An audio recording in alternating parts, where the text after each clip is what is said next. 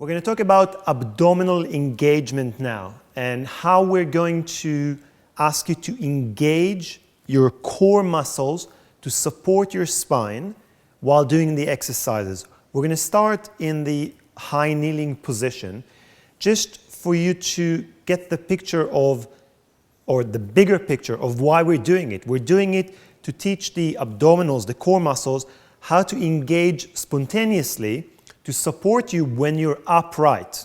So I'm going to ask Nikki to put her hands on the head so you can see it very clearly. And on the breath out, I want you to imagine that your pelvic floor muscles and your abdominals draw in and then up in your body. So what you don't want is to engage the abdominals in a way that bends you forward, like this, closing the ribs down and bending you forward. And you don't want to do it in a way that makes you arch back, but that's not going to happen very often.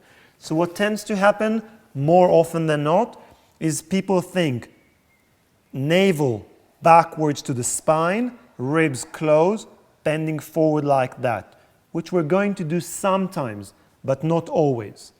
Now I'm going to ask you to think abdominals in and up as if they draw your internal organs, not as if, that's what they do.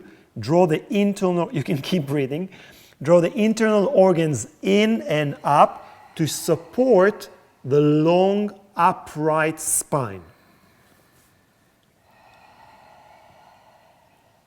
Excellent.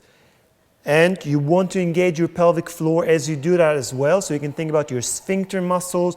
You can very simply think about if you were peeing and you want to stop, men and women, you want to hold and lift back up and get a motion of going upwards inside the body. So let's see what it looks like when you lie on your back. So Nikki, if you can please lie on your back, head down here. And I'm going to assume that you've watched the explanation about a neutral pelvis.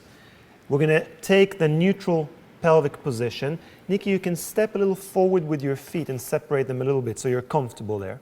Okay? And I have my hand under Nikki's lower back to make sure that there is no movement whatsoever there.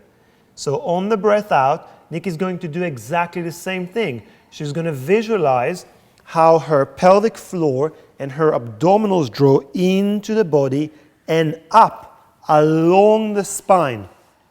So when you look at the screen, you should get a sense that the abdominals draw in and up, supporting the effort to keep a long spine.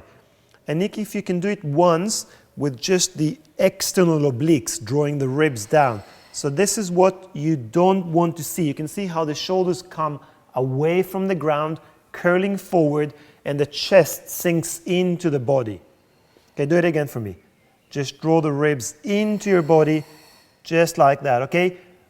A lot of people, I can say maybe most people, will think this is my core. This is how I should work my abdominals. But this doesn't support a long spine, which is ideally what you want to do. So let's go back to what we want to do.